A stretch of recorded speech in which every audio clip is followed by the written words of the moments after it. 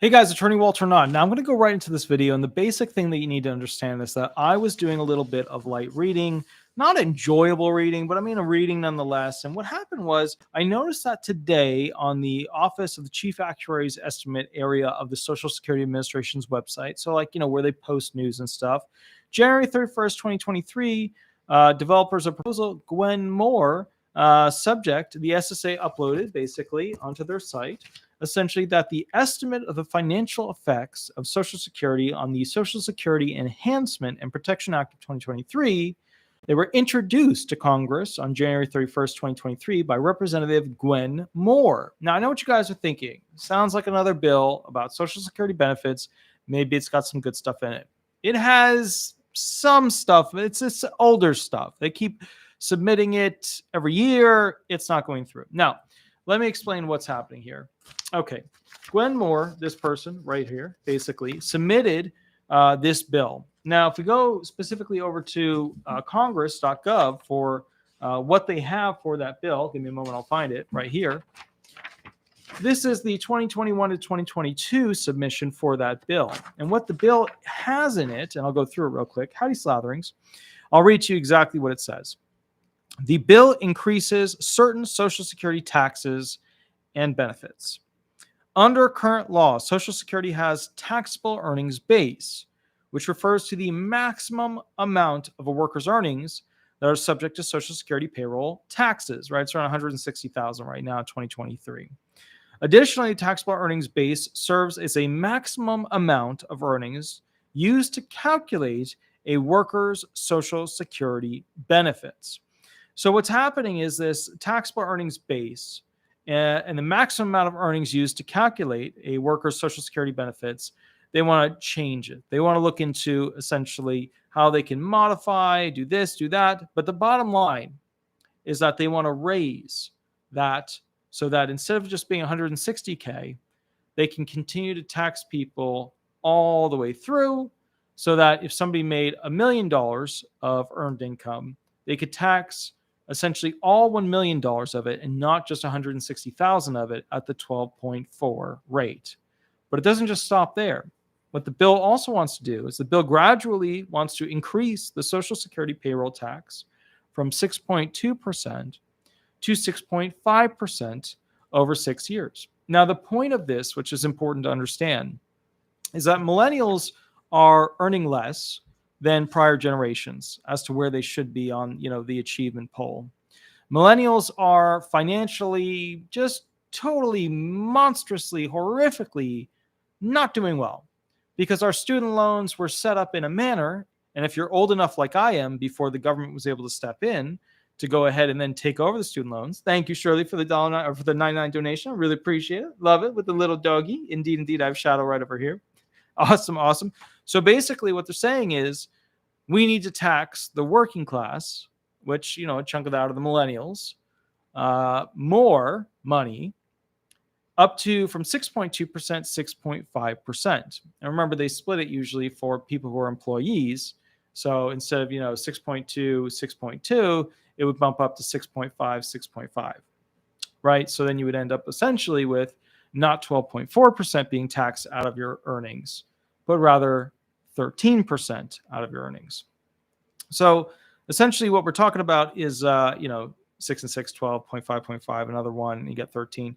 What we're talking about here is taxing those who are already financially stricken even more money. Now, look, let's assume that you fix the student loan problem, right? You somehow managed to make them significantly less and manage them so that they could actually be paid off. I started out with around $500,000 in student loans, highly educated.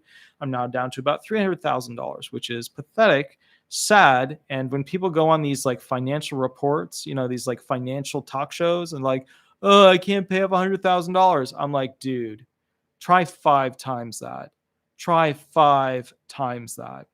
So that's not realistic too, because then you have like the Republicans sitting there on one side and they're like, $100,000, go get a real job. And you have the Democrats on the other side going like, where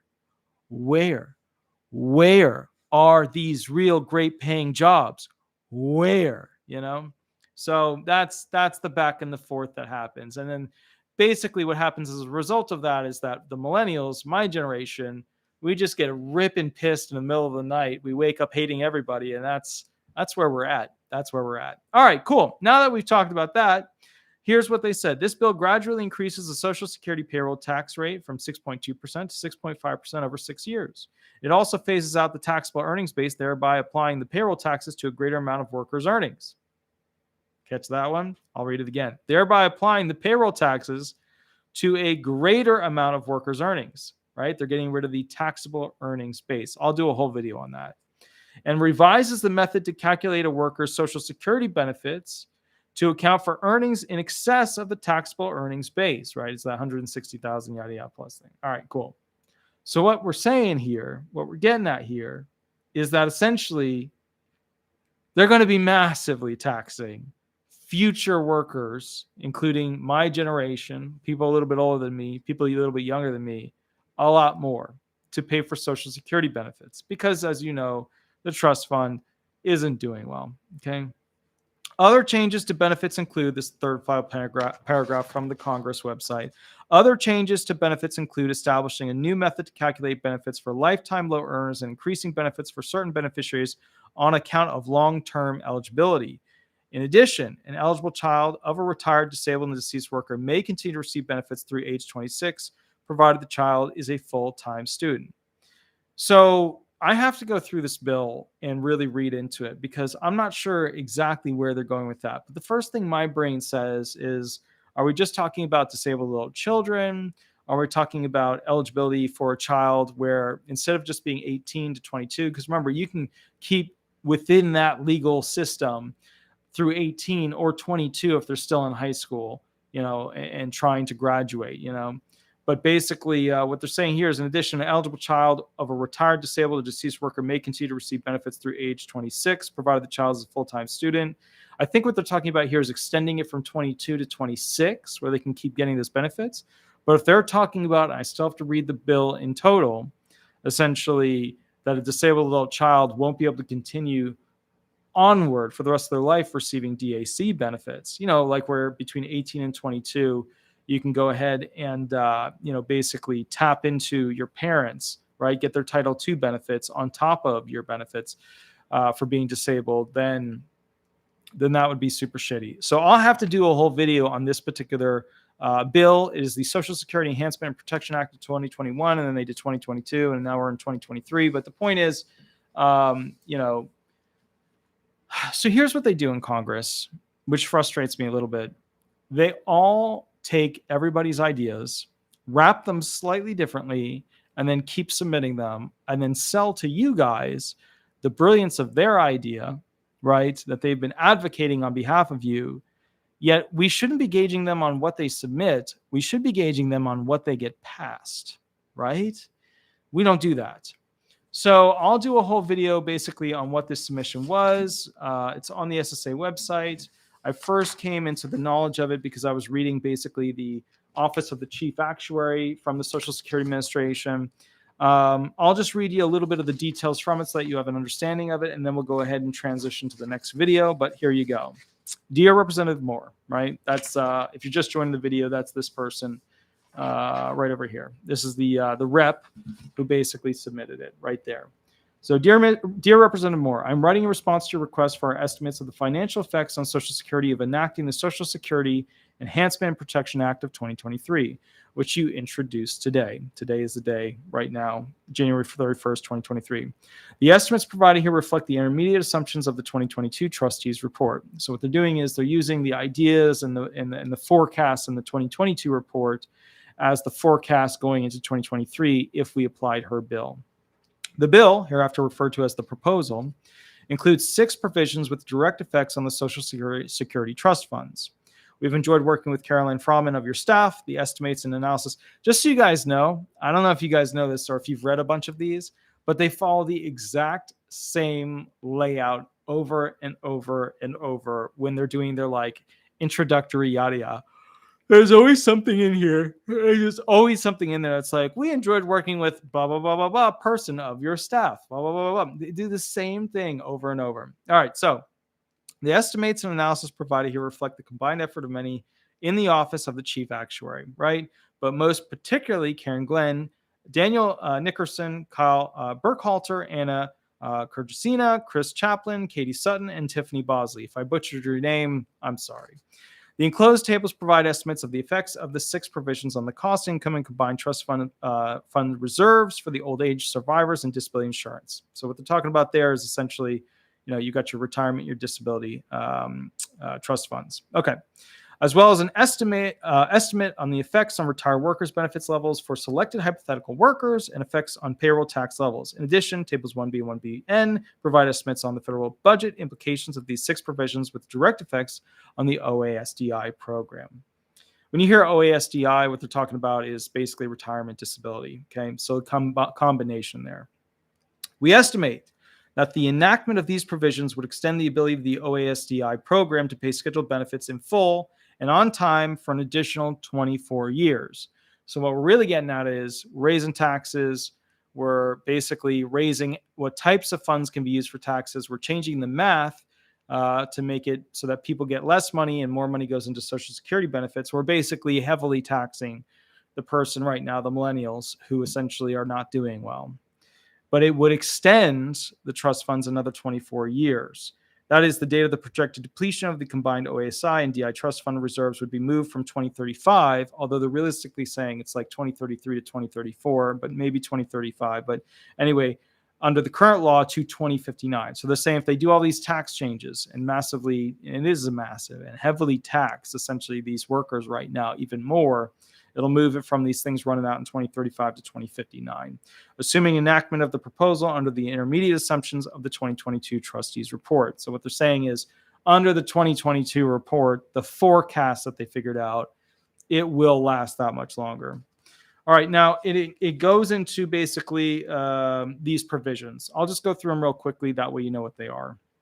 The proposal includes 6 provisions with direct effects to the OASDI program. The following list briefly describes these provisions. Here we go. Section 2, increase the special minimum primary insurance amount, the PIA, beginning for workers who become newly eligible for retirement disability benefits or die after 2023. The minimum PIA for workers becoming newly eligible or dying in 2024 with 30 or more years of work, YOWs, is 100% of the annual HHS poverty level for the prior year divided by 12, right? 12 months. This percent is reduced by about 3 1/3 percentage points for each year, by which the worker's total number of YOWs is less than 30 years. They're talking about how they calculate how much you're going to get, right?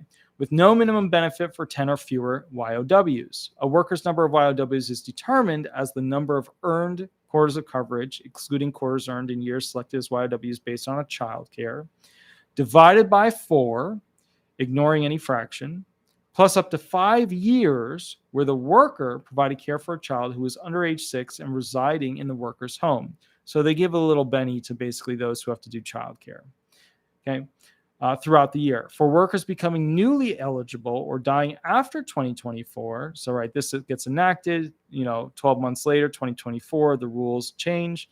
The minimum PIA is indexed from 2024 to the year of their initial benefit eligibility by changes in the National Average Wage Index, the AWI.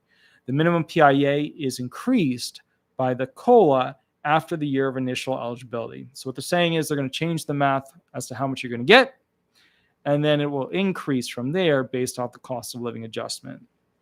All right, Section 3, next one. Provide a uniform PIA increase starting with the 16th calendar year after the year of initial eligibility.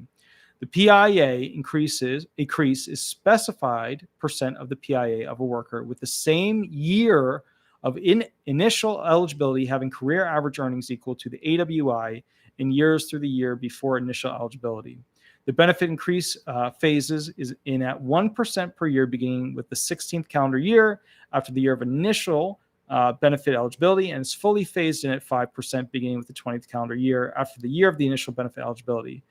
You know what I should do, guys? Let me just do a whole video on this, because here's the deal. Mr. LDR, thank you for the 99-cent donation. Let me just do a whole summary of this thing, because the bottom line is if I don't work out the math and show you how they're doing it, how they're changing it, how it affects you, how you'll get a little bit more, a little bit less, just reading these things off isn't going to be effective. So what I'm going to do is I'll go ahead and basically I'll work out the specifics of this. Then I'll make a video on it. And then you'll kind of know what bill was recently produced. What's important to note from this, though, is that basically they're using the chief actuary on behalf of the SSA to make calculations as to how to future fund these benefits. Now, look, if they're looking at 2034, 2035 as essentially like, where we're at for the retirement trust fund to start to, we'll try at that point, it'll run out. And then when it increase it to 2059, we do have to look at it. But the problem is we are not dealing with a group of people, a generation of people who are financially doing well. And if you look at essentially the future of how the American model is going, the general consensus is that we do not, as a country, have enough people being born to make enough money working to go ahead and basically fund our massive spending. So put another way, we don't have enough people essentially working for enough money. And we could fix this. We could genuinely fix this. We would just have to bring back the first part of the product equation. So we do have a lot of raw material created in America, and then we ship it overseas. And then those products get made and shipped back to the US to be sold to US citizens at an extreme premium, right? The labor's so cheap overseas, that's the benefit there, right? People can make a lot of money by shipping it back to the US and then selling it at a higher rate. So what we have to do is realize that we have raw materials, we have services, but what are we missing? The manufacturing. If we don't have manufacturing, we have fewer people working. If we have fewer people not working, we are basically hurting the GDP capacity, the gross domestic product of this nation to make things, which means that we can't keep increasing the debt limit because that's based off of our ability to create work product. The US government is borrowing money against the US citizens' work, what we earn per year. So as a result, the problem is a big one. To tax those who are already struggling significantly even more, good luck with that. Good luck with that. All right, guys, I'm going to be doing another video shortly. We'll catch up in a little bit. The next video is going to be a little bit smaller. And then basically, I think I'm going to be doing a fourth video, but just keep in mind, this next video is a little bit of fun for me. It's a little bit ranty. So if you don't want to have a rant video, it's basically about a video I made where people got really upset with the content in it. And it's my analysis as to why they got upset and why it was ridiculous that they were upset. So give me about 5 minutes. This one's going to be a little ranty though. All right. I'll catch you a little bit later. And thank you so much for being a part of this video. Please remember to like, subscribe, leave 5-star reviews, and we will go from there. Thanks so much, guys. Bye-bye, guys. Bye-bye.